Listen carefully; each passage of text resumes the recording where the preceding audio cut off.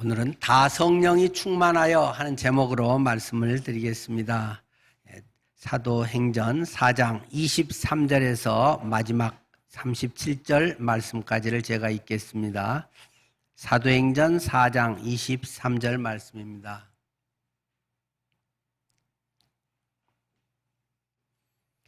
사도들이 노임에 그 동료에게 가서 제사장들과 장로들의 말을 다 알리니 그들이 듣고 한 마음으로 하나님께 소리를 높이 이르되 대주제여 천지와 바다와 그 가운데 만물을 지으신 이시여 또 주의 종 우리 조상 다윗의 입을 통하여 성령으로 말씀하시기를 어찌하여 열방이 분노하며 족속들이 허사를 경영하였는고 세상의 군왕들이 나서며 관리들이 함께 모여 주와 그의 그리스도를 대적하도다 하시니 이로소이다. 과연 헤롯과 본디오 빌라도는 이방인과 이스라엘 백성과 합세하여 하나님께서 기름 부으신 거룩한 종 예수를 거슬러 하나님의 권능과 뜻대로 이루려고 예정하신 그것을 행하려고 이 성에 모였나이다.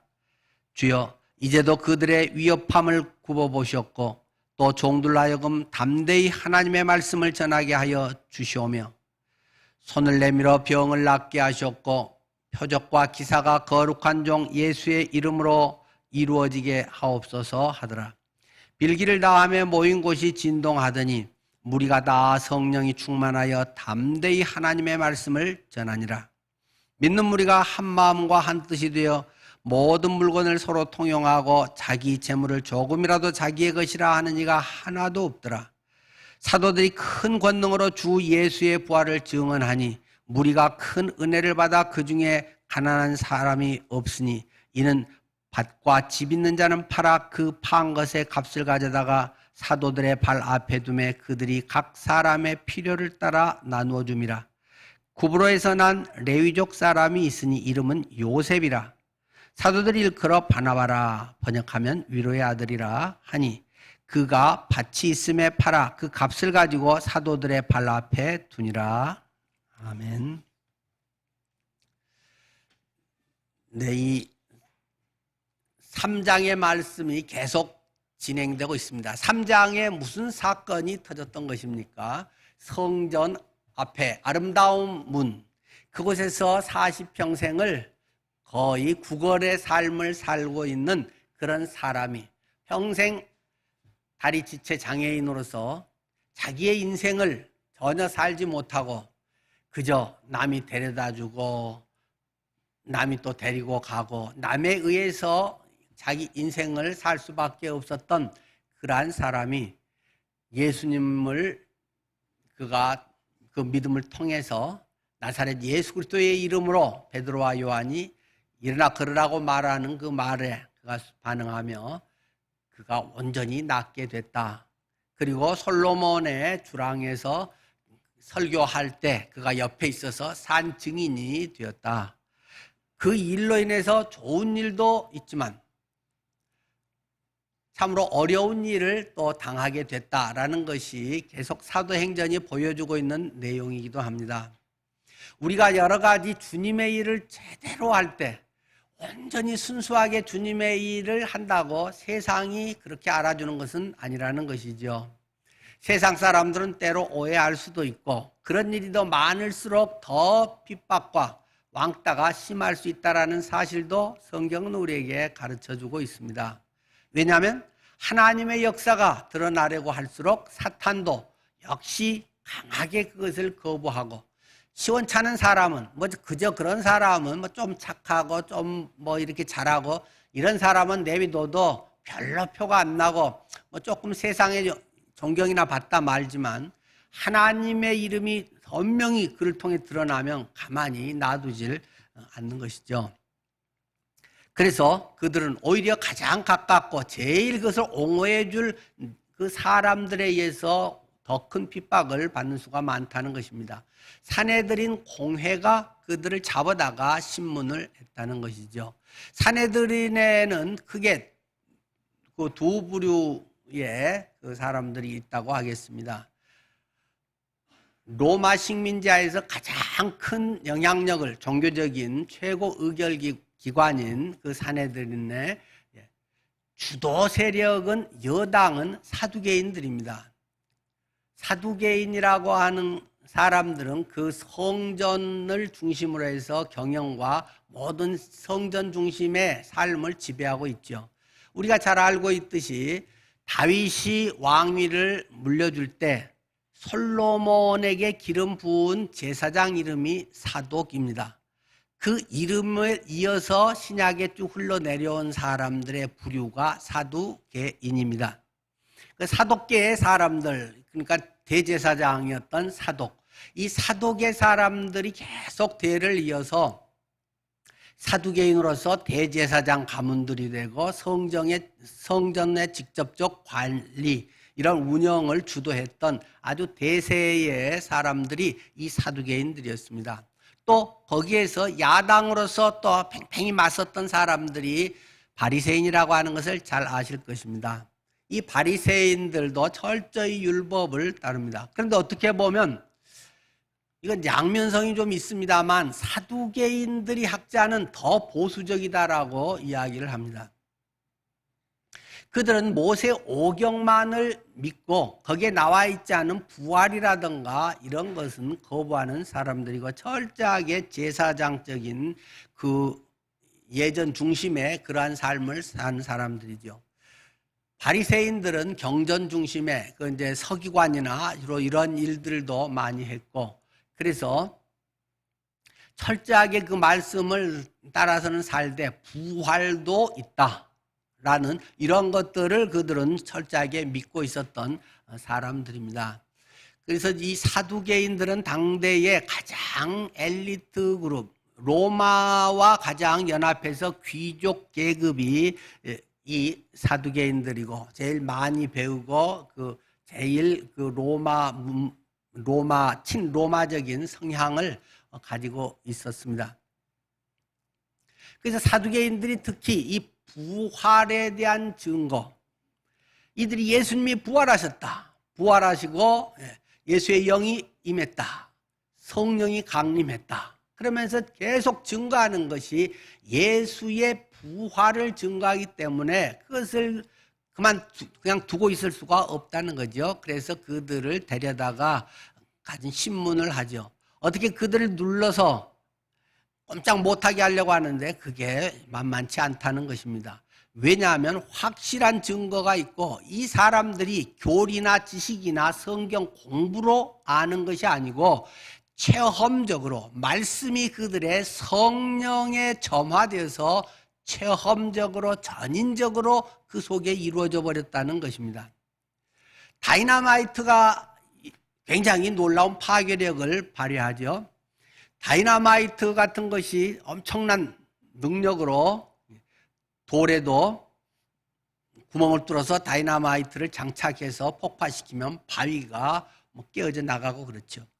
그러나 다이너마이트가 그런 능력을 발휘하는 데는 도화선에 점화가 되어야 한다는 사실입니다. 요즘 전기로 하잖아요. 전기로 스위치를 해서 전기로 불꽃을 튀겨가지고 이제 지금 하는 방식을 쓰던데요. 다이너마이트 자체는 창고에 쌓아둬도 그것 자체가 그렇게 폭발력을 크게 발휘하지는 않습니다. 그런 어떤 이제 온도라든가 여러 가지 전에 이리역 폭파 사건처럼 그런 것들이 되지만 다이너마이트 그것은 그냥 꺾어버릴 수도 있는 것이고 그 도화선 심지가 없는 그냥 화약만 있고 이런 것은 조금 위험한 거지만 별로 바위를 부수고 능력이 없습니다. 하나님의 말씀조차도 때로는 비슷할 수도 있습니다. 그 자체가 엄청난 능력을 가지고 있지만 그것의 도화선에 하나님에 의해서 성령의 도화선에 점화가 돼야 성령이 강림하셔야 성령의 임재가 있어야 그 예배가 산예배가 되고 말씀이 권능이 되고 말씀의 역사들이 경험되는 것입니다. 그렇지 않은 것은 그냥 화약 가루와 같은 그냥 일반적 그런 정보에 불과할 수도 있고 오히려 더 못될 가능성도 있다는 것을 늘 경각심을 가져야 됩니다. 그저 많이 읽고 많이 안다고 되는 것이 아니라 그 마음의 옥토와 같고 그것을 갈급한 심령으로 겸손하게 그것을 사모하면서 읽을 때 옥토와 같은 마음에서 30배, 60배, 100배 열매를 맺는다는 것입니다. 그렇지 않은 성경의 지식이라든가 이 바리새인들이 율법을 그렇게 연구하고 원어로 외우고 온갖 것을 해도 오히려 자기의 세계관을 더 견고히 하는, 자기의 성만 더 튼튼하게 하는 그러한 더 나쁜 모습으로 변질될 수 있고, 예수님은 그것을 신랄하게 질타하신 것을 복음서는 우리에게 잘 보여주고 있습니다. 자, 오늘 본문의 말씀에서는 그들이 어떤 방법으로 해서 얽어매가지고 꼼짝 못하게 하려고 하는데, 그들은 이미 성령이 충만해 버렸기 때문에 성령 충만을 체험한 사람들이라서 그런 것으로 눌린 그런 어떤 환경적 어려움이나 이런 것에 의해서 그들은 움츠려들지 않았다는 것입니다. 오히려 그들은 유명한 말로 당당하게 합니다. 우리가 사람의 말을 듣는 것이 옳은가, 하나님의 말씀을 듣는 것이 옳은가 판단해봐라. 그러니까 그들이 꼼짝을 할 수가 없습니다. 그래도 어떻게 꼼짝 못하게 감옥에 가둬두고 싶지만 이미 대세는 그들을 통해서 오순절 강림 사건, 그리고 외국어로 말하는 그 방언 사건, 그리고 이 성전의 지체 장애인이 벌떡 일어난 사건, 이런 걸 통해서 와 하고 사람들의 관심이, 여론, 이것이 완전히 쏠려 있기 때문에 그들을 함부로 대할 수가 없어서 할 수 없이 그들을 풀어줬다가 지난주 우리의 설교 내용까지의 이야기였습니다. 그리고 오늘 말씀은 이렇게 시작합니다. 사도들이 노임에. 베드로와 요한은 어쩔 수가 없어서 풀어주고, 네 그 대신 가서 또 그따위 소리 해봐, 부활이고 어떠고 이런 쓰잘데없는 소리 하고 그런 거 가르쳐봐, 다음에는 그냥 안 둬, 더 혼낼 거야, 이런 협박을 하고는 풀어줬는데, 그들이 놓이니까 그들이 이제 같이 자기 무리에게 갔잖아요. 그래서 이 제사장들, 장로들이 이렇게 우리를 신문하고 우리가 이렇게 대답을 했습니다 라는 어떤 상황 보고를 쫙 하죠. 그렇게 말을 다 고하니까 그들이 듣고 한 마음으로 하나님께 소리를 높여서 기도했다. 그 말을 듣고 한 마음으로 소리를 높여서 하나님께 통성기도, 합심 통성기도를 했다는 것입니다. 속으로 묵상기도를 했다는 건 아니고, 여기서는 막 소리를 내서 통성기도를 하고, 때로는 합심 통성기도가 굉장히 능력이 있는 것은 사실입니다. 개인적 성숙은 개인 묵상기도가 굉장히 도움이 많이 됩니다마는, 깨달음이라든가 어떤 그런 많은 도움도 줍니다마는, 통성기도가 특히 여러 사람이 합심해서 할 때 능력이 나타나는 경우들을 성경에는 수없이 많이 보고 우리들 자신도 경험할 수 있습니다. 그러면서 그들이 하는 기도 내용의 첫 마디는 무엇입니까? 대주제여 천지와 바다와 그 가운데 만유를 지으신 이시오 라고 기도합니다. 여러분은 기도를 뭐로 보통은 시작하십니까? 각자 다 다르겠죠. 근데 대체로 하나님 아버지 감사합니다 하고 또는 하나님 아버지 대체로 그런 주기도문에 하늘에 계신 우리 아버지요 라고 하나님을 부르는 그런 방식이 되겠죠. 여기도 표현 방식이 다르지 결국 하나님을 칭송하는 부르는 거 아니겠어요? 대주제여 천지의 바다와 그 가운데 만유를 지으신 이시오. 근데 이 기도가 이 짧은 것이 굉장히 다르다는 것입니다. 우리들의 자칫 이런 기도에 시작하는 것과 지금 여기에서의 이 기도의 고백은 엄청난 차이가 있는 것을 경험하게 됩니다. 무슨 차이일까요? 이것이 성경이나 우리의 신앙적 지식과 경험에서 나오는 성령을 체험하고 성령의 안에서 그들이 동행하는 것을, 임재를 강하게 느끼면서 하는 것은 아주 다르다는 것입니다. 모양은 똑같은 것 같고 교리도 똑같고 예배 형식도 똑같은데 그 마음의 강력한 지진과 그 마음의 놀라운 역사는 완전히 다르다는 것입니다. 대주제여 모든 것의 주관자이신 하나님을 천지와 바다와 그 가운데 만유를 지으신 분이라고 이야기합니다. 저는 성경 몇 구절만 알아도 우리의 인생은 엄청 변화되리라고 생각합니다. 창세기 1장 1절만 알아도 인생관이 확 바뀌리라고 생각합니다. 태초에 하나님이 천지를 창조하시니라. 이 짧은 한마디, 모든 걸 창조하신 분이 하나님이다. 지금 그 창조주 하나님을 이야기합니다. 모든 것을 운행하시는, 주관하시는 이런 정도만이 아니라 그걸 아예 만들어버린 분이다. 만드신 분이다. 있는 거를 잘 활용하는 것도 그것도 아주 좋은 기술이지만은 없는 거를 만들어버리는 하나님. 여러분들의 삶에 하나님은 어떤 분이실까요? 무에서도 유를 만들어버리는 하나님. 안 된다고 생각하고 패배주의와 낙심과 어떤 것에서 부정적인 것을 있는 것으로 바꿔버리시는 하나님. 천지와 하늘과 땅 여기만 아니라 바다 속까지도 천지와 바다와 또 그 가운데 있는 모든 것 만유를 지으신 하나님이라는 고백을 합니다. 먼저도 말씀드렸듯이 이것이 그냥 좋은 기도문의 서두 그런 정도가 아니라 사도들이 노임에 사도들이 풀려나서 그들에게 상황 보고를 하는 것을 듣고 경험하고라는 말입니다. 경험되는 하나님. 여러분이 고백하고 여러분이 믿는 하나님은 어떻게 경험되는 하나님이십니까? 그것이 없는 신앙은 무기력한 신앙이고 어떠면 식물인간과 같은 것이고 어떠면 실제는 안 믿는 하나님을 기독교적으로 표현해서 부르는 것일런지도 모릅니다. 천지 만물의 창조자요 주관자이신 하나님. 이 구절만 알아도 엄청 변화되지 않겠어요? 거기다가 요한복음 3장 16절까지 알아버린다. 하나님이 세상을 이처럼 사랑하사 독생자를 주셨으니 이는 그를 믿는 자마다 멸망치 않고 영생을 얻게 하려 하심이니라. 거기다가 조금 더 보조적으로 요한복음 1장 12절까지도 안다. 영접하는 자, 곧 그 이름을 믿는 자들에게는 하나님의 자녀가 되는 권세를 주셨으니 이 세 구절만 알아도 인생은 완전히 달라지리라고 믿습니다. 이 천지를 지으신 하나님을 네가 믿느냐?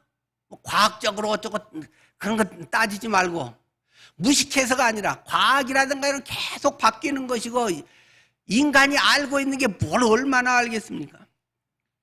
뭐 뉴턴은 옛날에 이제 옛날 사람이니까 뭐 내가 아는 것은 바닷물은 뭐 바다에서 바닷물 한 그릇 뭐 떠낸 것 같다 뭐 이런 정도로 이야기를 했지만은 지금의 뭐 모든 걸 아는 것 같지만 한 방에 모든 게 날아가 버릴 수도 있는 오히려 첨단화될수록 그런 것이 우리의 현실이라는 것입니다. 엄청 대단한 컴퓨터만 고장 나버리면 완전히 그냥 깜깜 세상이 돼버릴 수도 있는 것입니다. 발전소들만 폭파가 다 돼버리면 모든 게 먹탕이 돼버릴 가능성도 있는 것입니다. 오히려 첨단화 될수록 그런 것이 마비되고 긴밀하게 연결되어 있는 것들이 더 치명타가 될 수도 있는 것입니다. 그런데 천지를 지으신 분이 하나님이다. 사람과의 관계를 주관하시는 분이 하나님이다.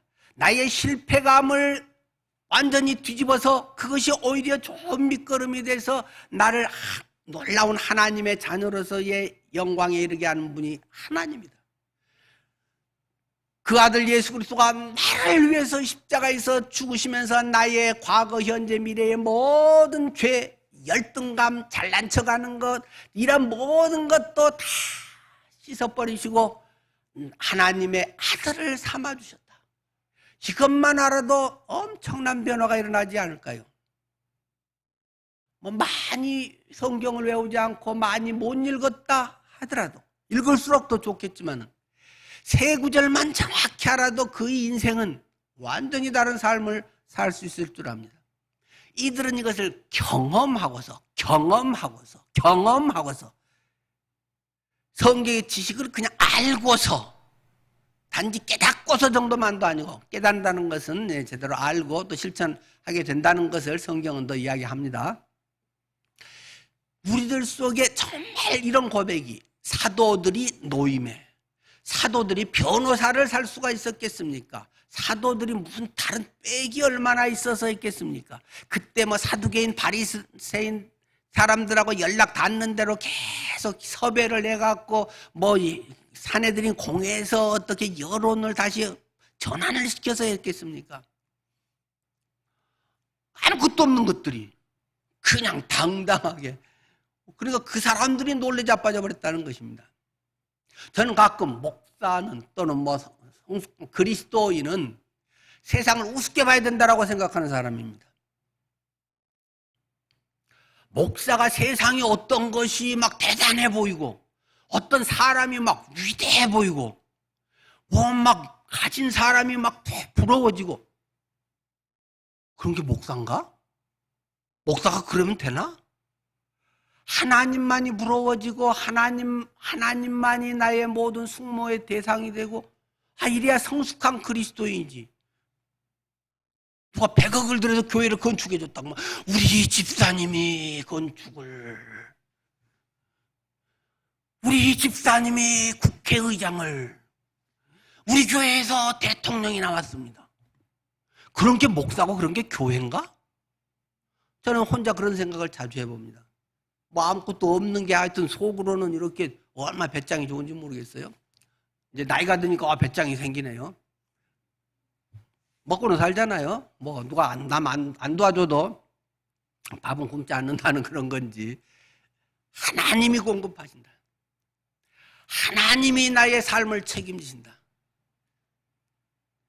그런 것이 우리 속에 확실해질수록 세상을 내려다볼 수 있게 됩니다.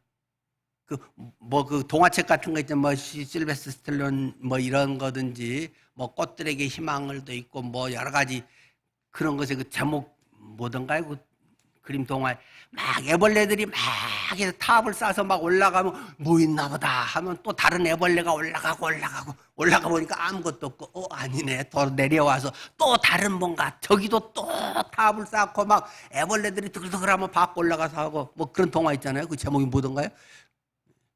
하여튼 뭐 유명한 거 뭐 그것도 실베스터 스텔론 쓰는 건가요? 저는 그거 볼 때 굉장히 인생에 대한 걸 잘 통찰을 했다. 이게 뭐 권력이 대단한 거 와, 돈이 대단한 거 와, 명예가 대단한 거 와, 와는 무슨 와야? 하나님이 만드신 거고 하나님이 잠시 맡겨준 거 그건데 지가 하나님 자리를 잡고 차지하는 건 깨부셔야 되는 것이다. 우리의 속에 의식 속에서 내가 그럼 못하고 그런 것이 막 부럽고 아쉽고 얘 내 안에 예수가 있는데 세상 사람들에게 보기에는 아무것도 없는 것 같으나 모든 것을 가진 자로다. 그 말씀이 성경에 분명한 사도 바울이 고린도 교인들에게 말한 그 말씀이 분명하다면 모든 것을 가진 난데 뭐가 그렇게 부럽고 뭐가 그걸 못해서 하고 우리 자식이 뭐가 못되면 열등감이 생기고 우리 신앙을 한번 점검해 볼 필요가 있을 줄 압니다. 그러나 이렇게만 또 내려다보고 막 해서 우습게 알고 막 들까하고 이런 것도 굉장히 위험한 일이죠. 그러면서 동시에 소확행을 놓쳐서는 안 되리라고 봅니다. 소소한 것에서의 확실한 행복을 찾아가는 것. 저는 우리 유성 형제가 여기 앉아서 막 찬양하면 막 박수를 치고 막 크게 하는 거 보면 엄청 신기합니다. 꼭 예배 때 항상 한두 정도는 막 박수 치고 막 크게 소리를 해서 합니다. 유성이 이제 글자도 좀 잘 읽더만요. 시계만 못 봐서 그렇지.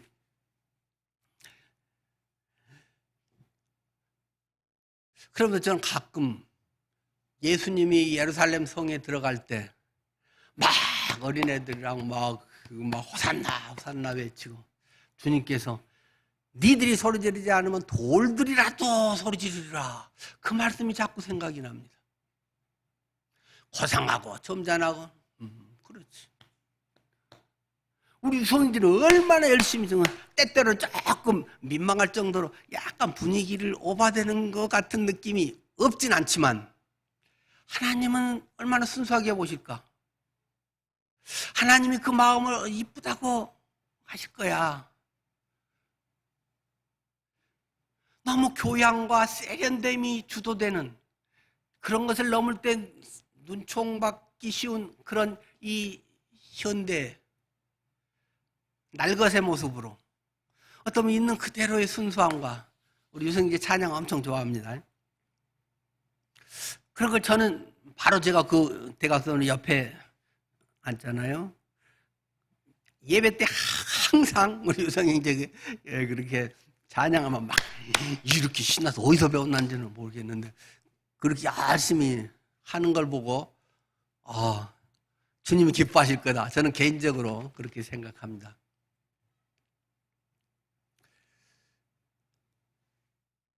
때로는 내게 주어진 작은 것에서의 행복.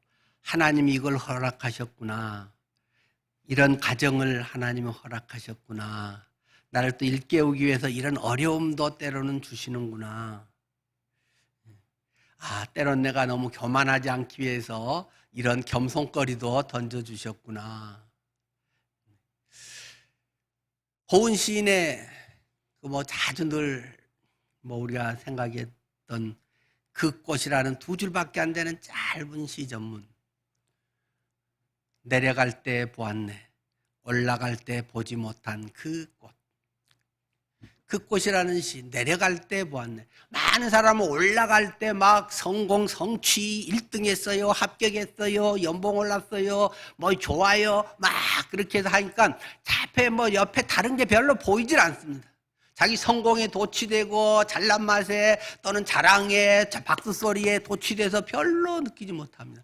내려갈 때 여기 야생화 한떨기가 피었네. 아이고 갈 때는 왜 못 봤지?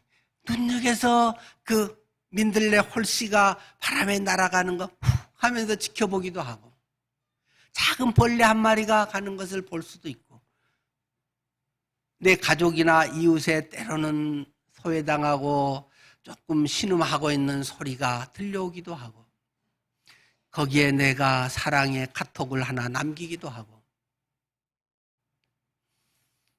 집사님 기도하고 있어요 하면서 지정헌금을 보내기도 하고 그런 것 속에 하나님이 나와 함께 하신다. 부활의 영이 나와 함께 하신다 하는 것을 경험하게 되는 게 아닐까 싶습니다. 그러나 그들의 이 기도는 그들은 지금 굉장히 핍박이 점점 자신을 조여오고 있다는 것을 예상하고 있는 상황에서 기도하는 거죠. 공회와 유대인들의 핍박이 점점 심해지고 나중에 그것은 아주 이제 구체적으로 나와서 전부 그냥 예루살렘에서 막 흩어져야 되는 이제 상황이 되지 않습니까? 그걸 점점 느끼면서 이런 기도를 했는데요. 기도의 내용은 무엇입니까? 29절부터도 보면 한 4가지 정도가 기록이 돼 있죠. 하나님 우리의 위협함을 하감해 주십시오. 제가 굉장히 어려움을 당하고 있습니다. 위협을 당하고 있습니다. 제가 돈 때문에 엄청 스트레스를 받고 있습니다. 나의 건강 때문에 많은 고통을 겪고 있습니다. 하나님, 이런 거 아시지요? 이런 것을 좀 잘 해결됐으면 너무 좋겠습니다. 그것도 하지만 더 중요한 내용들이 오히려 뒤에 기록이 되어 있습니다. 두 번째는 담대히 하나님의 말씀을 전하게 하옵소서. 하나님의 말씀을 내가 담대하게 전할 수 있게 해주십시오. 이런 기도를 핍박이 어려운 고난이 자기에게 몰려올 때 하고 있다는 것입니다. 세 번째는 하나님, 우리가 손을 내밀어 안수하면 병을 낫게 해주십시오. 병을 낫게 해주십시오 라는 기도를, 물론 자기 병도 있지만 지금 손을 내밀어 다른 사람들에게 그 안술에서 나음으로, 그건 무엇입니까? 하나님을 드러내기 위한 것이란 말입니다. 복음을 전하기 위한 것을 지금 이야기합니다. 네 번째는, 그래서 표적과 기사가 거룩한 종 예수님의 이름으로 이루어지게 하옵소서. 기적들이 일어나게 해주십시오 라는 기도를 지금 그들이 했다는 것입니다. 우리의 현실적 어려움을 위해 기도하는 것은 당연한 것입니다. 그러나 자칫하면 그게 전부가 되고 그것이 또 그리 이루어지면 그렇게 하나님의 임재와 사랑과 전부처럼 느낄 가능성도 있습니다.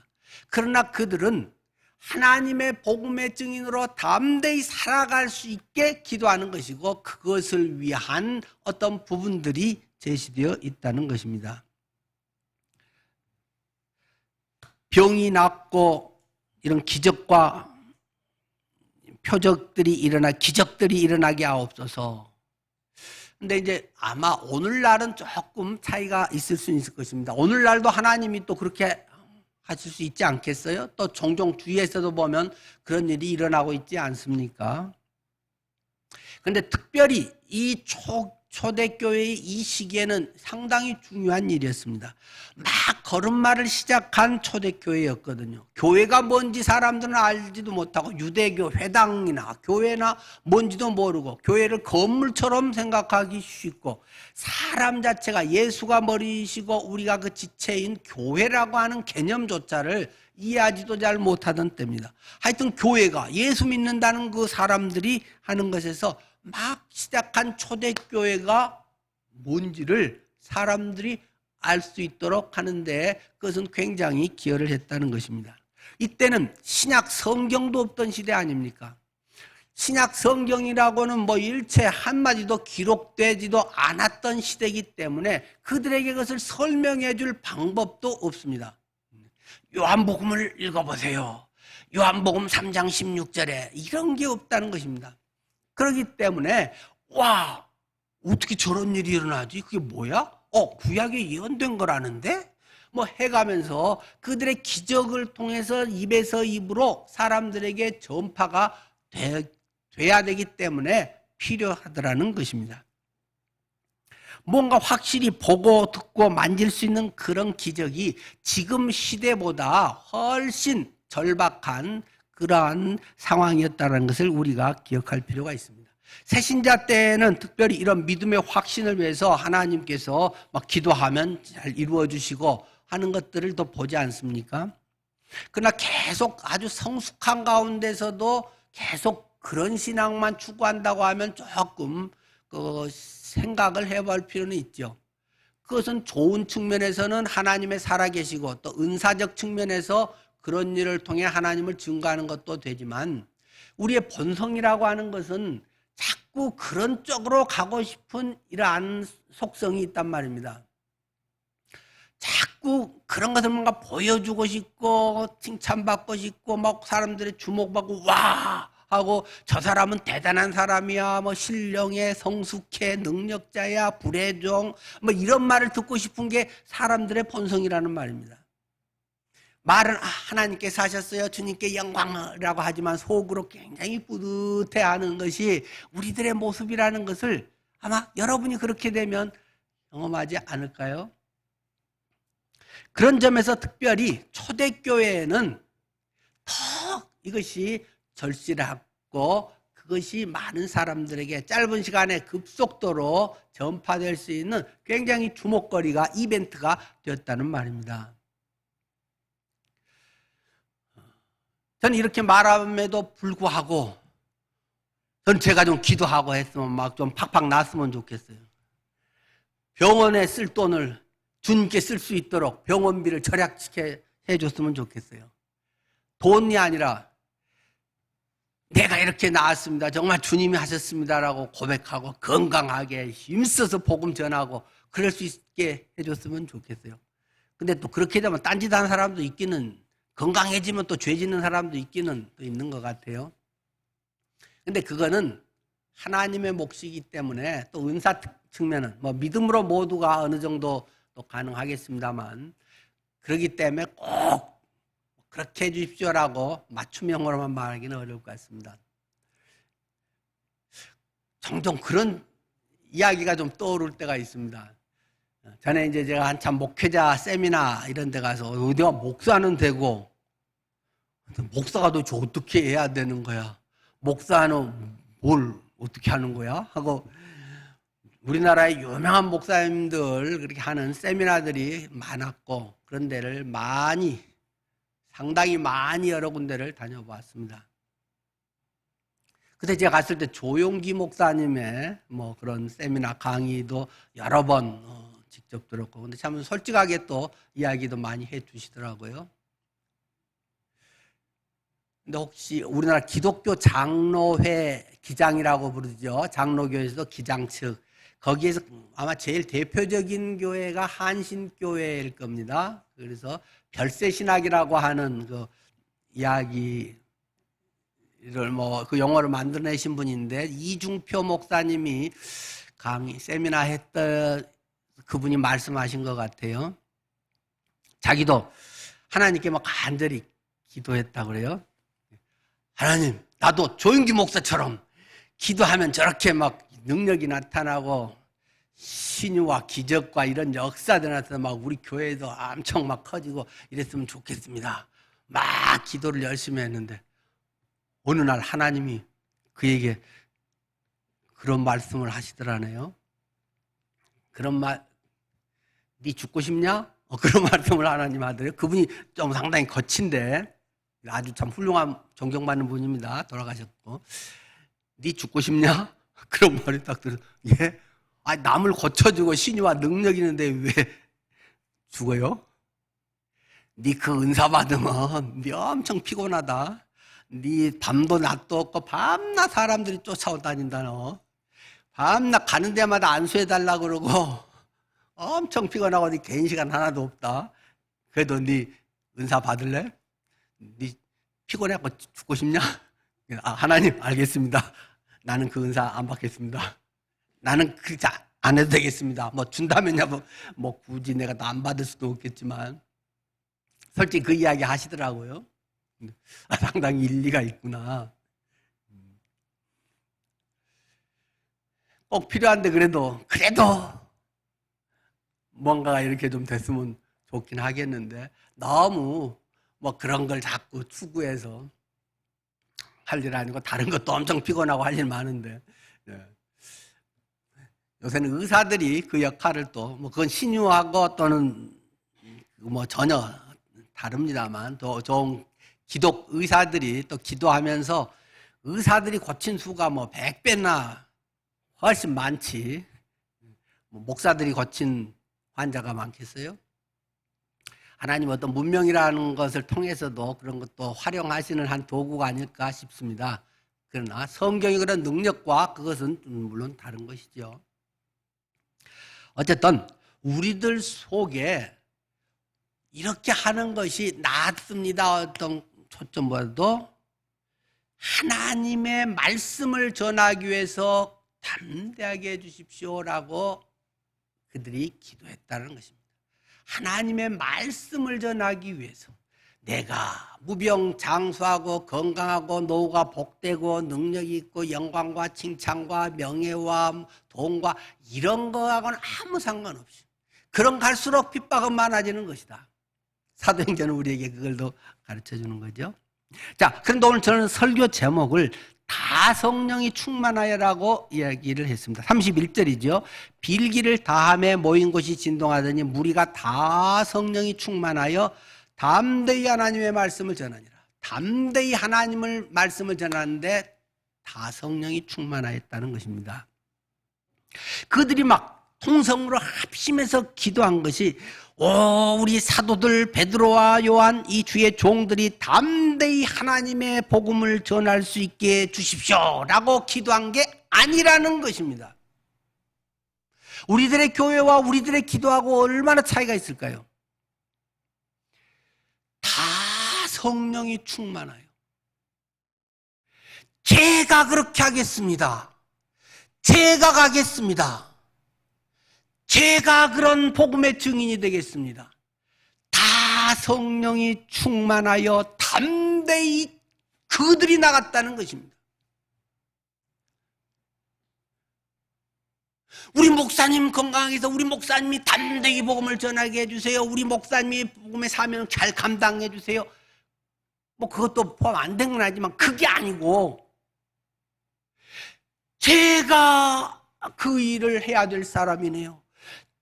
저를 보내주십시오. 하나님, 제가 그 일을 하게 담대함을 주십시오. 성령이 충만하면 내가 그 주인공으로서 내가 그렇게 되기를 기도한다는 것입니다. 물론 사도 바울은 성도들에게 내가 담대히 복음 전하고 이 복음을 위해서 너희는 나를 위해 기도해달라고 요청한 것이 있습니다. 당연히 목회자가 자기 힘으로 하는 게 아니고 주님의 능력으로 하는 것이고 주님의 몸된 교회가 하는 것을 또 안고 가는 것이기 때문에 성도들은 그런 기도가 필요한데, 많은 사람들은 우리 목사님이 우리 바울 사도가 그렇게 되게 해주십시오 하고 자기는 그냥 자기 일 그대로 하고 예배 끝나고 기도 시간 끝나고 하면 그냥 그대로 산다는 것입니다. 지난달 돈 쓴 것이나 이달 돈 쓴 것이나 똑같다는 것입니다. 지난달에 시간 쓴 거 내 중심으로 산 것이나 이번 달에 내 중심으로 사는 것이나 똑같다는 것입니다. 주님도 성령 충만케 해주세요. 성령 임재하게 해주세요. 성령이 역사하는 그런 삶 나도 살고 싶습니다. 다이나마이트가 내가 복음을 부끄러워하지 아니하노니 이 복음은 모든 믿는 자에게 구원을 주시는 하나님의 능력이 됨이라. 능력, 헬라어 우리 교회 두나미스 능력이 됨이라. 내가 다이나마이트네요. 내게 성령의 불을 점화시켜 주십시오. 내가 튀어나가겠습니다. 내가 총알입니다. 이것을 위해서 2장에 성령 강림이 한 사람 한 사람 머리 위에 120명 모두에게 성령의 강림이 있었다라고 말하면서 동시에 여기서도 똑같이 그들이 담대히 다 성령에 충만하여 담대히 하나님의 말씀을 그들 모두가 전했다는 것입니다. 목사는 성도들이 그런 일을 하도록 훈련시켜서 내보내는 사람이 목사입니다. 축구로 한다면 감독, 코치, 트레이너가 목사죠. 성도들이 축구 선수란 말입니다. 경기를 시작하겠습니다. 월드컵이 시작됐습니다 하면 코치 심판만 남고 선수들은 벤치에서 감독님 하고 막 박수치면서 골 넣으세요. 이런 게 지금 자칫 교회가 돼가고 있다는 말입니다. 제가 선수입니다. 저를 훈련시켜 주십시오. 제가 돈 쓰고 시간 쓰는 것을 정말 가치 있게 쓸 수 있게 좀 가르쳐 주세요. 그런 것을 좀 알려주세요. 내가 거기로 뛰어들 수 있도록 나에게 불을 좀 질러주세요. 그것이 교인이라는 말입니다. 성령 충만 받으면 본인의 심장에 불이 질러집니다. 가슴이 뜨거워집니다. 견딜 수가 없습니다. 마음에 확신이 생깁니다. 담대해집니다. 주의 평강이 왠지 모르는, 한편 겁나면서도 왠지 모르는 평강이 내 마음속에 든든히 있습니다. 선교사님들 많은 고백이 그럽니다. 미지의 세계로 가는 것에 두렵긴 한데 인간적인 그런 것도 있으면서 한편 근데 담대해진다, 의연해진다. 뭐 여기서 살면서 이렇게 하나, 거기 가서 하나, 뭐 오히려 더 나을 수도 있다. 평생에 하는 뭐 그 울타리 안에서 맨날 그렇게만 산 것보다 이렇게 살 수도 있는 거고 이것도 좋은 경험이지. 그런 마음이 든다는 것입니다. 맨날 똑같은 루틴에 따라서 내 가족, 내 멋의 어떤 그 굉장히 소중한 소확행, 그 굉장히 소중한 것이지만 밤낮 그것만 하다가 그냥 하나님이 주신 모든 것들을 거기에만 다 쏟아붓다가 그거 걱정만 밤낮 하다가 내 새끼 잘 키웠어. 아, 내 새끼들이 이래.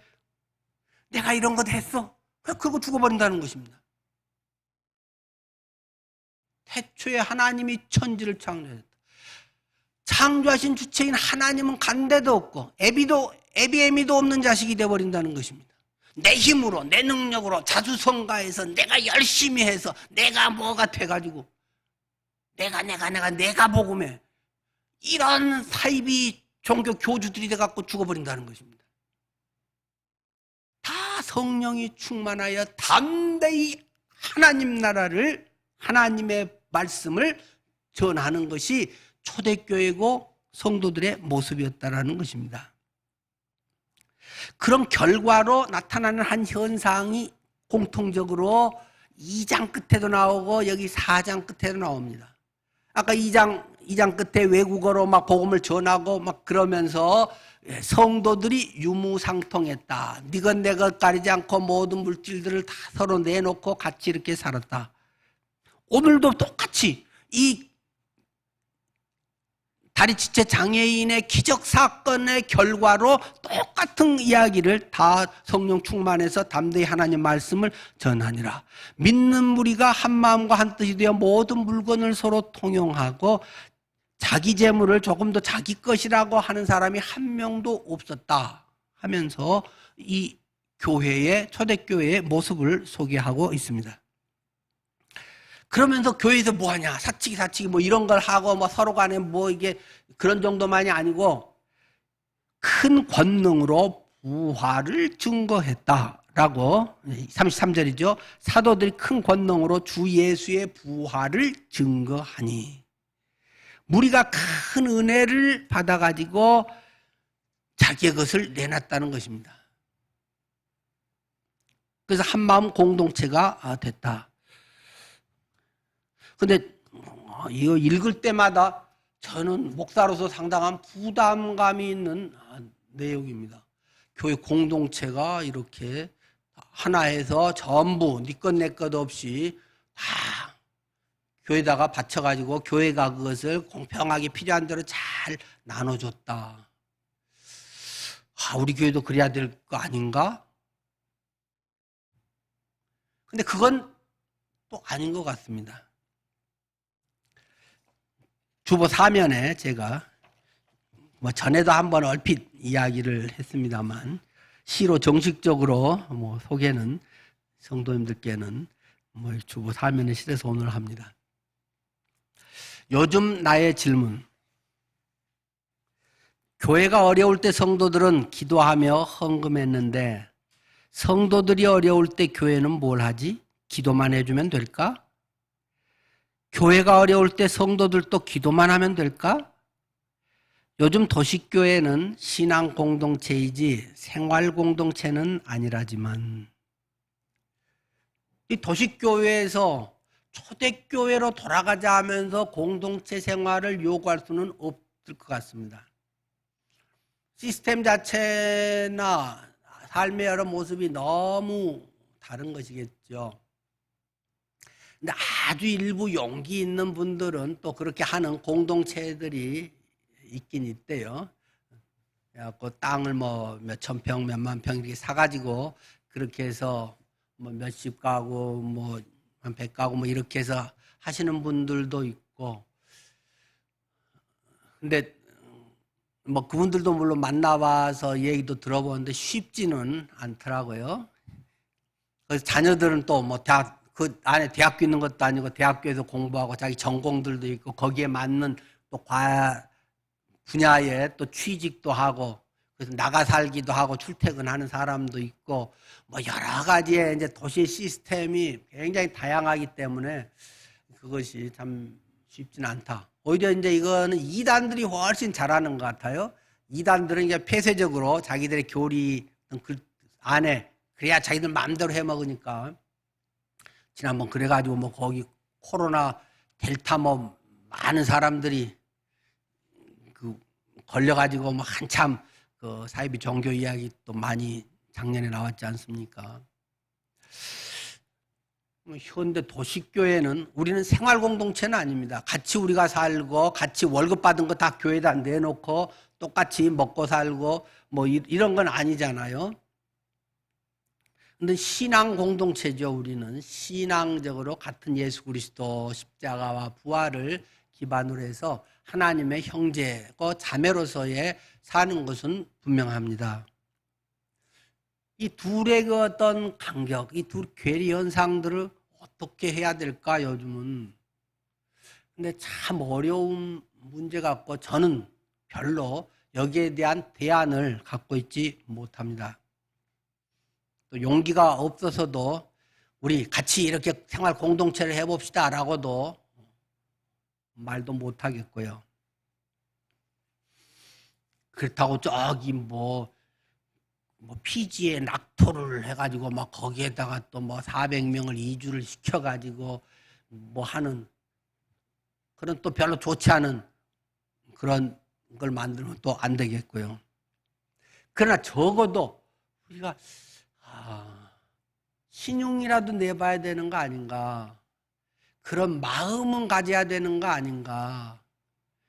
내가 뭐 되면 남은 거 조금 뭐 이렇게 해서 어떤 찔끔 뭐 그런 것보다는 적어도 교회가 한 가족이고 우리가 형제라고도 부르고 자매라고도 부르면 같은 부모를 가진 같은 피를 받았다고 하는 것인데 그러면 교회가 조금 더 지금의 이러한 우리의 현대 도시의 교회들과는 좀 달라야 되지 않을까. 얼만큼 어떻게 달라야 될지는 굉장한 숙제겠습니다만은 또 뭐 고민만 하다가 지금까지 이 세월이 다 와버렸습니다만은 적어도 우리가 진지하게 고민은 해야 되지 않을까요? 할 수 있는 부분은 뭔가 조금씩이라도 해야 되지 않을까요? 기도하겠습니다 라고 말하는 거. 기도는 뭐냐? 기도는 삶인데, 기도는 행동인데, 기도한다는 건 돈 내겠다는 말인데, 기도한다는 건 시간 바치겠다는 말인데, 기도하겠습니다 하고 돈은 안 준다? 야고보가 그렇게 이야기하잖아요. 예수님 친동생 야고보가. 배부르게 하라, 따뜻하게 하라, 아이고 불 좀 떼고 살지 어떻게 이게 냉방에 살아. 그러면 가스비를 좀 대주고 그런 말을 해야지. 가스비 안 대주고 나는 그러면 추운데 살고 싶겠냐? 한 달에 그러면 5만 원이든 뭐 10만 원이든 가스비든지 뭐 먹을 거를 네가 좀 대주면서 그런 말을 해야지. 말로만 그냥 교회에서 만나면 지나치면서 어때요? 아이고 어떻게 추운데 뭐 아니면 뭐 따뜻한 좋은 옷이라도 갖다 주면서 뭐라도 하든지 뭔가 편하는 것으로 하지 않는다면 그건 말쟁이지 그게 믿음이냐? 야고보는 그렇게 우리 이야기하고 있지 않습니까? 하여간 참 미리 말씀드렸듯이 저는 구체적인 답은 잘 모르겠습니다. 목사가 이런 설교하면 안 되는 거잖아요. 사실 굉장히 무책임한 소리 하는 거잖아요. 근데 뭐 모르는 걸 어떠겠어요. 뭐 저도 잘 모르겠으니까. 그러나 공동체가 고민해야 될 부분이라고는 생각합니다.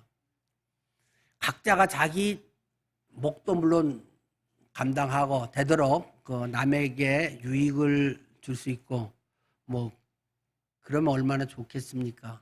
그러나 어디나 공동체는 약한 지체가 꼭 있는 법이고 누군가의 도움이 돈으로 시간으로 힘으로 꼭 그런 사람들이 필요한 것이고 그 속에 예수의 정신이 발현되는 것이다. 그 속에 주님의 마음과 실천이 아까 우리 기도문 맨 처음에서도 대주제여 천지와 바다와 그 가운데 만유를 지으신 분 하나님 이랑 고백이 있는 것처럼 그것이 우리 교회 속에 조금씩이라도 발현이 됐으면 참 좋겠다. 물론 작년에 뭐 우리가 교회랑 밖에랑 이렇게 해서 우리 헌금의 약 5,300만 원 조금 더 되게 저희가 교회 재정에서 전달을 했습니다. 그러나 물론 우리 교회 재정에 뭐 적은 부분은 또 아니라고 할 수도 있겠죠. 올해는 경제적인 여러 가지나 코로나 이런 것으로 또 우리 교회 성도님들의 연세가 많아지고 퇴직자들이 늘어날 것이고 앞으로 젊은 사람들이 별로 없는 역삼각형 구도로 우리 교회도 역시 가고 있기 때문에 상당히 어려워질 것이다. 그래서 긴축 정책을 할 수 있는 대로 써야 할 것이다라는 말을 운영위원들께 제가 했습니다. 그럼에도 성령의 감동과 우리가 할 수 있는 대로는 또 뭔가는 우리가 또 해야 되지 않을까요? 작년만큼 할 수 있을지 뭐 그런 건 또 주님의 어떤 특별한 역사가 있을지 뭐 돈으로 아니지만 다른 방법으로 또 어떻게 할 수 있을지 그런 여러 가지들이 그냥 마음마저도 내려놔 버리고 나는 걱정 없으니까 뭐 나는 사니까 또는 우리 자식들은 뭐 괜찮게 키워놨으니까 혹시 그런 것으로 너무 안주한다면 그건 교회 지체라는 말이 교회 정신이라고 하는 것이 좀 너무 멀어지는 것 같다 하는 그런 아픈 마음을 갖게 됩니다. 하여튼 계속 우리가 좀 그런 부분에 대해서도 관심을 갖고 물론 교회는 복지단체가 아닙니다. 교회는 복음 전하는 게 가장 우선적인 것이고 그러한 부분들은 두 번째, 세 번째 문제가 분명합니다. 교회가 사회에 뭐 많이 그걸 하는 것이 1차적 목적은 아닙니다. 또는 전도하기 위한 수단만도 아닙니다. 예수 그리스도의 복음에 의해서 성령에 의해서 우리가 그런 마음이 생기고 우러나니까 이런 현상들이 나타나더라는 것입니다. 물론 초대교회에서 이것이 그리 오래되지 않았다는 걸 여러분들은 잘 아실 것입니다. 계속 그렇게 해야 된다고 성경이 가르치지도 않는다는 것도 여러분은 아실 것입니다. 바로 이 2장과 4장에 이런 일이 일어나면서부터 바로 뒤에서부터 돈 문제에 타락된 그런 문제가 나타난다는 것입니다. 다른 사람들이 다 그런 문제에서 또 인간적인 게 개입돼서 또 사람들의 명예를 받고자 하고 많이 주네 적게 주네 뭐 이렇게 누구는 주고 누구는 받기만 하고 막 이런 문제가 생겼다는 것입니다. 5장에 아나니아와 삽비라 문제가 바나바가 그런 좋은 선례로 순수하게 성령 감동돼서 했더니 사람들 앞에 와 존경받으니까 아나니아 삽비라도 나도 교회에서 뭔가 한가닥 하는데 존경받아야지 하면서 거짓말로 쇼하면서 바치기 시작하고 바로 6장의 한 장 뒤에 바로 넘어가면 나타나는 사건이 교회 안에 막 돈 문제 때문에 불평이 생긴다는 것입니다. 헬라파 과부들이 히브리파 과부들은 더 많이 챙겨주는 것 같은데 왜 외국에 살다 온 우리 헬라파 우리에게는 조금만 주냐. 그래서 막 불평이 커졌다는 것입니다. 니들 텃세 부리는 거냐 뭐냐. 교회 안에서도. 그러면서 왜 우리는 적게 줘. 그럼 이제 쟁탈전이 막 벌어진다는 것입니다. 그래서 생겨난 직분이 무엇입니까? 사도들이 안 되겠다. 이래 갖고는 안 되겠다. 집사를 세우자. 이 일을 우리 집사님들이 하게 하자. 목회자가 개입되니까 괜히 편갈라지고 욕먹고 안 되겠다. 우리는 말씀 전하는 것과 기도하는 데 집중하고 당신들이 알아서 하시오. 잘 기도하면서 잘 하시오. 그래서 집사라는 직분을 인류 최초로 만들게 됐다라는 이야기가 바로 한 장, 두 장 뒤에가 계속 나오고 있는 것입니다. 우리는 모두가 뭔가 퍼줄 수 있는 사람들입니다. 돈을 퍼줄 수 있는 사람도 있고 시간을 퍼줄 수 있는 사람도 있고 따뜻한 사랑의 마음을 퍼줄 수 있는 사람도 있고 말 한마디를 해도 정감 있게 고맙게 그 카톡 댓글도 한 두세 줄이라도 조금 더 하고 아멘으로 끝나지 않고 뭔가 마음을 실어서 거기에서 어떤 것을 전할 수도 있고 전화 하나를 통해서도 전할 수 있고 할 수 있는 것은 모든 사람은 모두가 다 은사가 있고 뭔가 줄 거는 다 있다는 말입니다. 근데 자칫 뒤집어지면 받으려고 자꾸 하고, 왜 교회가 사랑이 없어, 왜 내가 아픈데도 연락도 안 해, 뭐 누구는 저렇게 하는데 죽어 5,300만 원이나 풀어갖고 됐다는데 나는 못 받았는데, 뭐 얼마든지 이럴 수 있다는 말입니다. 성령이 충만해서 여러분들의, 나는 하나님께 뭘 내놓을 수 있을까? 하나님을 어떻게 하면 영화롭게 하고 하나님의 나라를 보여줄 수 있을까 하는 것이 여러분들의 숙제고, 계속적으로 이 사도행전을 보면서 여러분들이 고민해 가시기를 축원합니다. 기도하겠습니다.